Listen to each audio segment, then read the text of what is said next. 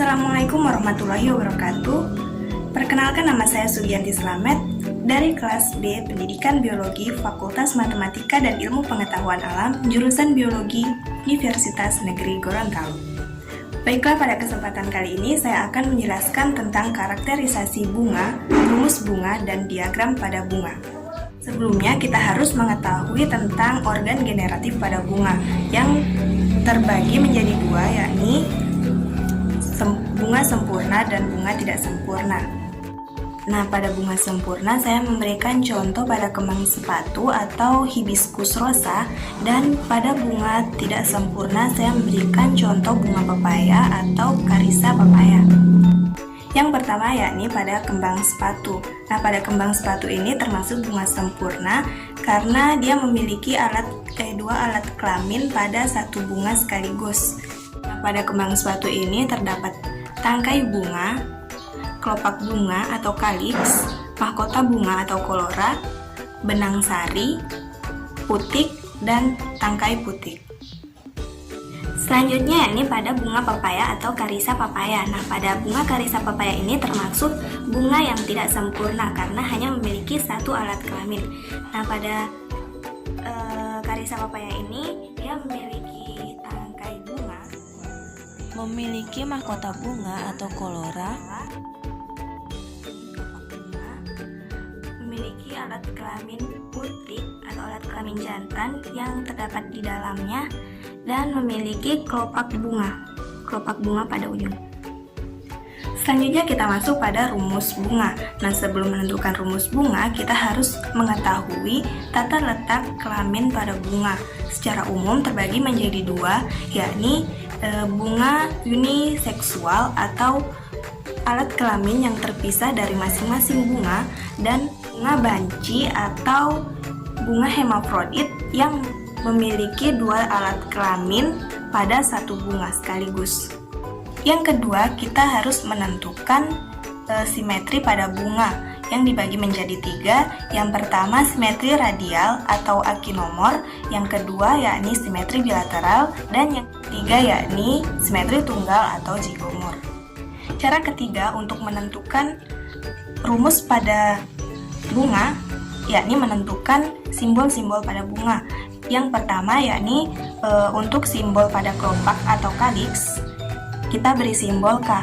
Nah, pada mahkota bunga atau corolla kita beri simbol C, dan pada benang sari atau adiosium kita beri simbol A, dan pada putik dinoisium kita beri simbol G. Selanjutnya yakni rumus daun pada kembang sepatu. Nah, rumus daun pada kembang sepatu ini karena dia memiliki dua alat kelamin, benang sari dan putik, kita simbolkan dengan simbol kelamin jantan dan betina. Nah, kemudian kelopak bunga kita simbolkan dengan K, kelopak bunga. Mahkota bunga kita simbolkan dengan C. Alat kelamin betina kita simbolkan dengan A, dan alat kelamin jantan kita simbolkan dengan G. Yang pertama kita menghitung simetri pada bunga ini. Nah, simetri pada bunga ini kita dapat mengetahui bahwa simetri pada bunga ini adalah simetri aptimorf, atau banyak simetri. Nah, simetri aptimorf ini dilambangkan dengan lambang seperti ini.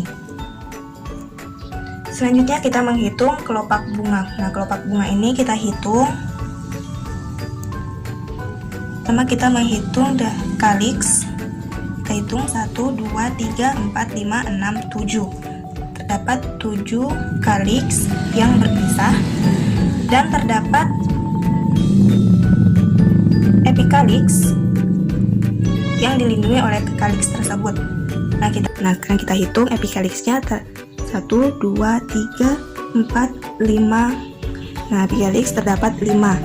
Nah, epikaliks ini berdekatan sehingga kita beri tanda kurung. Selanjutnya pada kelopak. Kita hitung helaian kelopaknya. Selain kopa terdapat 5, 1, 2, 3, 4, 5. Sehingga kita tulis di sini 5. Selanjutnya pada androisium atau benang sari atau alat kelamin betina. Pada alat kelamin betina ini sangat banyak sehingga kita simbolkan dengan simbol infinity. Selanjutnya pada putik atau alat kelamin jantan terdapat 5 bagian, 1, 2, 3, 4, 5 sehingga ditulis 5. Dan karena pada putik ini dia menumpang pada tangkai putik, jadi kita tulis dengan garis bawah. Dari mahkota bunga hingga putik kita berikan kurung kurawal karena dia berlekatan antar organ-organnya. Selanjutnya pada bunga pepaya, ia adalah termasuk bunga majemuk dan bunga tidak sempurna. Bunga tidak sempurna ini hanya memiliki satu kelamin yang terdiri dari putik, sehingga kita lambangkan kelamin jantan. Selanjutnya petak bunga. Nah, pada kelopak bunga ini terdiri dari 5 bagian, 1, 2, 3, 4, dan 5.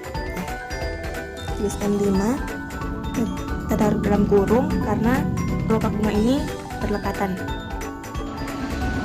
Selanjutnya pada putik bunga,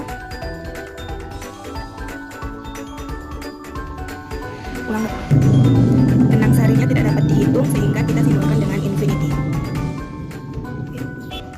Selanjutnya kita masuk pada diagram bunga. Nah, diagram bunga ini terbagi menjadi 2, yakni empirik dan teoritis. Nah, yang empirik ini yakni benar-benar yang menggambarkan bunga itu sendiri, sedangkan yang teoritis itu menggambarkan bagian-bagian bunga yang hilang atau tereduksi tetapi secara teori dia seharusnya ada. Nah, pada diagram ini kita pertama membuat lapisan. Di sini kita hitung terdapat 1, 2, 3, 4, 5 sehingga kita membuat 5 lapisan. 1, 2, 3, 4, dan 5. Pada kaliks terdapat 7 sehingga kita gambarkan helaian sampai 7. 1, 2, 3, 4, 5, 6, 7. Nah, helaian kaliks yang berpisah atau tidak berdekatan. Dan pada epikaliks terdapat 5 helaian yang berdekatan. Kita gambarkan 5 helaian yang berdekatan. 1, 2, 3, 4, 5. Selanjutnya pada kelopak terdapat 5 kelopak yang berdekatan. 1, 2, 3, 4, 5. Pada androisium ini tidak terhingga sehingga kita gambarkan sini tidak hingga.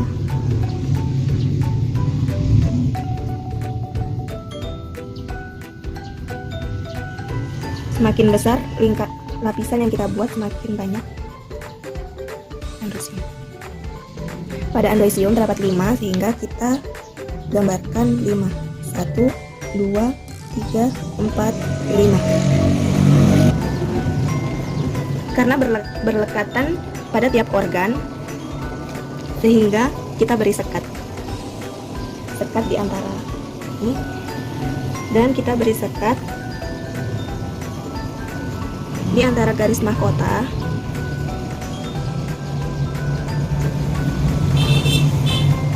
kemudian dari garis mahkota menuju ke androisium.